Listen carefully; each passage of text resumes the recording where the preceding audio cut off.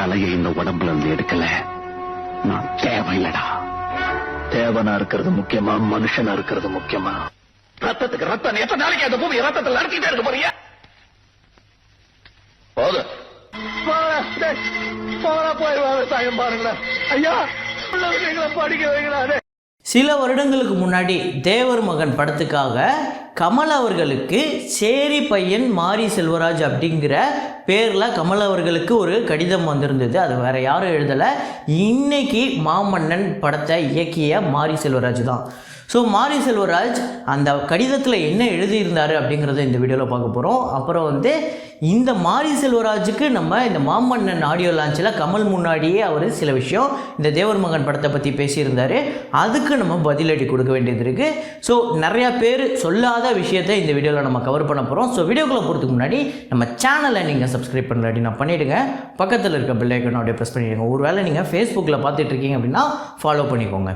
2014 வருஷம் கமல் அவர்களுக்கு நம்ம மாரி செல்வராஜ் என்ன கடிதம் எழுதியிருக்காரு, அதுவும் என்ன பேரில் வந்திருக்கு அப்படின்னு பார்த்தீங்கன்னா சேரி பையன் மாரி செல்வராஜ் அப்படிங்கிற பேரில் வந்திருக்கு. அதில் அவர் கமல் அவர்களை நீங்கள் ஒரு ஜாதி வெறியர், நீங்கள் தேவர் மகனை ஜாதி வெறியை வச்சு தான் எடுத்திருக்கீங்க அப்படின்னு சொல்லிட்டு அவரை ஜாதி வெறியராக சித்தரிச்சிருக்காரு.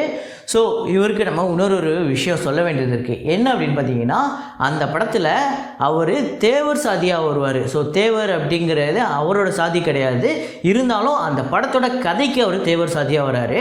ஆனால் அந்த படத்தோட கதையில் ஹீரோ தேவராவோ இல்லை வில்லன் வேற ஒரு ஜாதியோ இல்லை வேற தாழ்த்தப்பட்ட ஜாதியை சேர்ந்தவங்களாவோ இருக்க மாட்டாங்க, இல்லை அதுக்கும் ஏதாவது முரண்பட்ட ஒரு ஜாதியை சேர்ந்தவங்களாக இருக்க மாட்டாங்க. அவங்க 2 பேருமே ஒரே சாதி தான். இது ஒரு பங்காளி குடும்ப சண்டை. அப்புறம் இந்த தேவர் மகன் அதே படத்தில் தான் இந்த காட்டு மிராண்டி கூட்டத்தில் என்னால் இருக்க முடியாது அப்படின்னு கமல் நம்ம நடிகர் திலகம் சிவாஜி கணேசன் கிட்ட சொல்லுவார். அதுக்கு சிவாஜி சார் என்ன சொல்லுவார்னா, என்ன பண்ணுறது, இந்த காட்டு மிராண்டி கூட்டத்துக்குள்ள தான் வாழ்ந்தாகணும், அதில் நானும் ஒருத்தன் தானே, அந்த காட்டு மிராண்டி கூட்டத்தில் நானும் ஒருத்தன் தானே அப்படிங்கிறது வேற ஒரு சாதியை இவங்க விமர்சனம் பண்ணலை. அதாவது தேவர் சாதி, அதாவது சுயசாதியை விமர்சனம் பண்ணிக்கிட்டு இருக்காங்க. அதுதான் இந்த படத்தில் நீங்கள் நோட் பண்ண வேண்டியது. என்ன அப்படின்னா கமல் சாரோட படம் நீங்கள் எது எடுத்துக்கிட்டாலுமே அதில் அவர் முக்கியமாக ஒரு சாதி எடுத்துக்கிட்டாலோ ஒரு மதத்தை எடுத்துக்கிட்டாலோ இல்லை மனநல பாதிக்கப்பட்டவங்களை காட்டணுன்னா கூட அது அவர் தான் ஹீரோவாக நடிப்பார். அந்த ஹீரோ தான், அந்த கதாநாயகனாக தான் அதுவாக இருக்கணும். உதாரணத்துக்கு நான் உங்களுக்கு இன்னொரு சூப்பரான விஷயம் சொல்கிறேன், யாருமே சொல்லாத ஒரு விஷயம். பிக் பாஸ் சீசன் 1 மனநல பாதிக்கப்பட்டவர்கள் அப்படிங்கிற ஒரு டாஸ்க் ஒன்று வச்சுருந்தாங்க. அந்த வாரம் அதை சிறப்பாக நடந்துருச்சு, பயங்கர ஃபன்னாகவே போச்சு அப்படின்னே வைங்களேன். ஆனால் கமல் சார் என்ன சொன்னார் தெரியுமா, இந்த மாதிரி மனநல பாதிக்கப்பட்டவங்களை வச்சு நீங்கள் டாஸ்க் கொடுக்குற மாதிரி இருந்ததுன்னா இந்த ஷோ எனக்கு தேவையில்லை அப்படின்னு சொன்னார். அதில் கோடியாக அவருக்கு காசு கொட்டுற ஒரு ஷோ, இந்த ஷோ எனக்கு தேவையில்லை. என் படத்துலையும் வந்திருக்கு மனநல பாதிக்கப்பட்டவன், ஆனால் அவன் கேலி பொருளாவோ இல்லை மற்றவங்க பார்த்து கை கட்டி சிரிக்கிற இடமா இருக்காது, அவன் கதாநாயகனாக இருப்பான் அப்படின்னு அதில் சொல்லுவார். ஸோ இதை நிறைய பேருக்கு மறுபடியும் நான் சொல்லிக்கிறேன், முக்கியமாக மாரி செல்வராஜ் நீங்கள் அதை தெரிஞ்சுக்கணும். என்ன அப்படின்னா இந்த தேவர் மகன் அப்படிங்கிற படத்தில் எல்லாருமே தேவர்களாக தான் இருப்பாங்க. ஸோ அவங்க வில்லனாக இருக்கட்டும் இல்லை அவங்க அந்த படத்தில் வரக்கூடிய ஹீரோவாக இருக்கட்டும், எல்லாருமே ஒரே சாதி தான். ஸோ இதில் கீழ் ஜாதி மேல் ஜாதின்னு இது கிடையாது. அப்புறம் உங்கள் படத்தில் வர மாதிரி இன்னொரு மாற்று சாதிக்காரங்களை ரொம்ப கொடூரமாகவும் ரொம்ப உக்கிரமாகவும் அப்படி இந்த படத்தில் காட்டியிருக்க மாட்டாங்க. ஸோ அதனால் தேவர் மகன் அப்படிங்கிறது தமிழ் சினிமாவோட ஒரு மாஸ்டர் பீஸ் அப்படிங்கிறத நான் சொல்லலை, இருக்கிற தமிழ் சினிமா இந்திய சினிமா ஜாம்பவான்கள் எல்லாருமே சொல்லுவாங்க.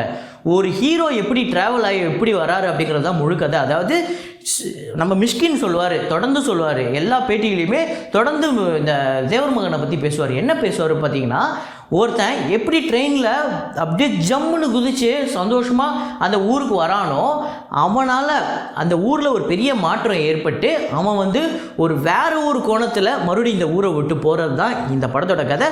ஸோ அவனோட மொத்த ட்ராவல் தான் இந்த கதை அப்படிங்கிறத சொல்லுவார். ஸோ உண்மைதான், அப்படிப்பட்ட ஒரு கதை, அப்படிப்பட்ட ஒரு திரைக்கதை, இப்படிப்பட்ட ஒரு திரைக்கதை மாஸ்டர் பீஸ் இந்திய சினிமாலே இல்லைன்னு நான் சொல்லலை, எஸ்.ஜே. சூர்யா அவர்கள் சொல்கிறாரு. ஸோ ரீசெண்டாக இந்த வீடியோ கிளிப்ஸ்லாம் நீங்கள் தொடர்ந்து பார்த்துக்கிட்டு இருப்பீங்க.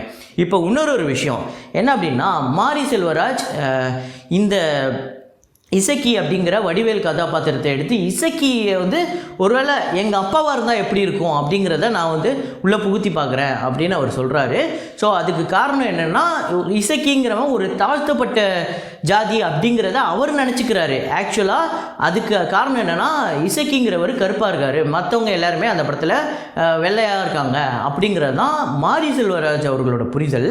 ஆனால் இசக்கியுமே அந்த படத்தில், வடிவேலாக வரக்கூடிய கேரக்டருமே அந்த படத்தில் தேவர் தான் இருப்பார். ஸோ இதை புரிஞ்சிக்காமல் ரொம்ப ரொம்ப குழந்தைத்தனமாக வந்து சிறுபுலத்தனமாக வந்து கருப்பாக இருந்தால் அவங்க வந்து தாழ்த்தப்பட்ட ஜாதியாக இருப்பாங்கன்னு சொல்லி அவரை தான் வந்து மாமன்னனை நான் இப்போ உட்கார வச்சுருக்கேன்னு சொல்லிட்டு ஒரு புரிதலே இல்லாத ஒரு மாமன்னன்கிற படத்தை எடுத்திருக்காரோ அப்படிங்கிற ஒரு கேள்வி எனக்குள்ளே வருது.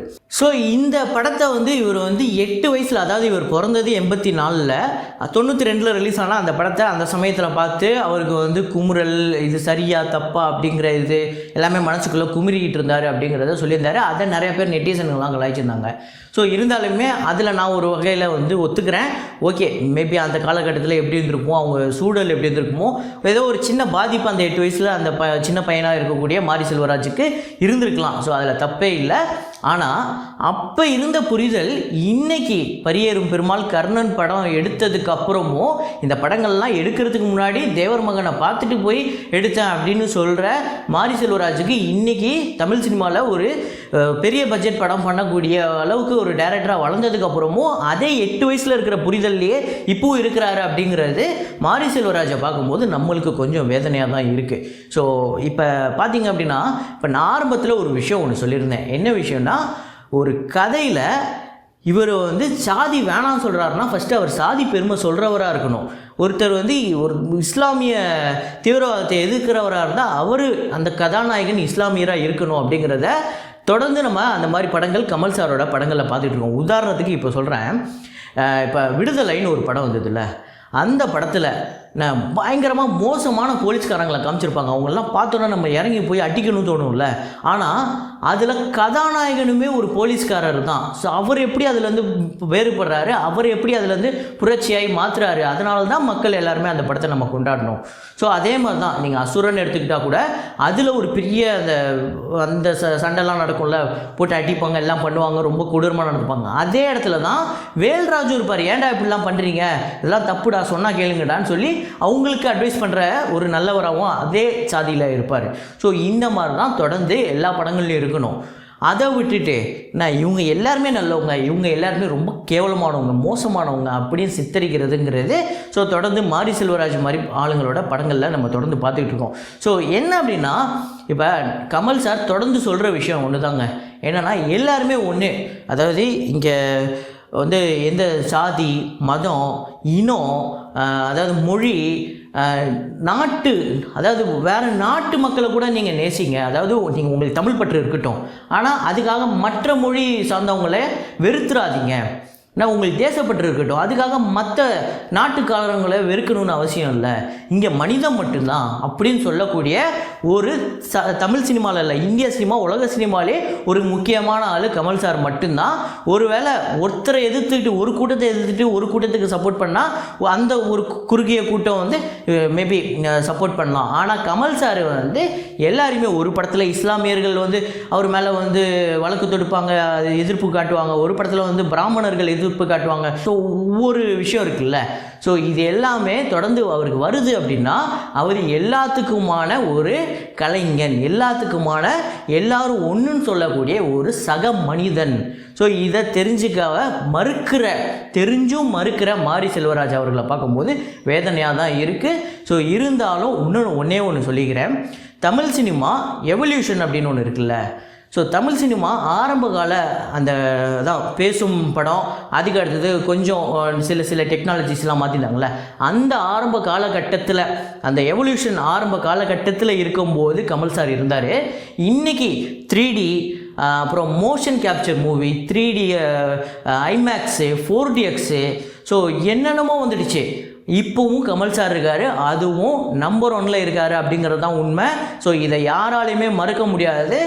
நீங்கள் ஸோ இந்த எவல்யூஷன் நான் சொன்ன இந்த ஆரம்ப காலகட்டத்திலேருந்து இன்றைக்கி வரையும் இந்த எவல்யூஷனுக்குள்ளே 1000 மாரிகள் வந்திருப்பாங்க, 1000 செல்வங்கள் வந்திருப்பாங்க, 1000 ராஜுகள் வந்திருப்பாங்க. ஆனால் கமல் சார் எப்போவுமே இருப்பார். இவங்க எல்லாருமே வந்துட்டு போய்கிட்டு இருக்கிறவங்க. ஸோ அதை முதல்ல ஞாபகம் வச்சுக்கோங்க. மாரி செல்வராஜ். ஸோ மாரி ராஜன் தான் சொல்லணும். ஏன்னா இவர் என்ன தான் செல்வம் வந்தாலுமே அதை ஏற்றுக்கிற மனதன்மை இல்லை.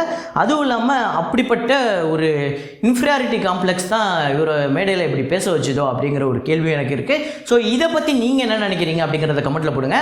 இதே மாதிரி ஒரு வீடியோவில் மீண்டும் நான் உங்களை சந்திக்கிறேன். Signing off Rahman.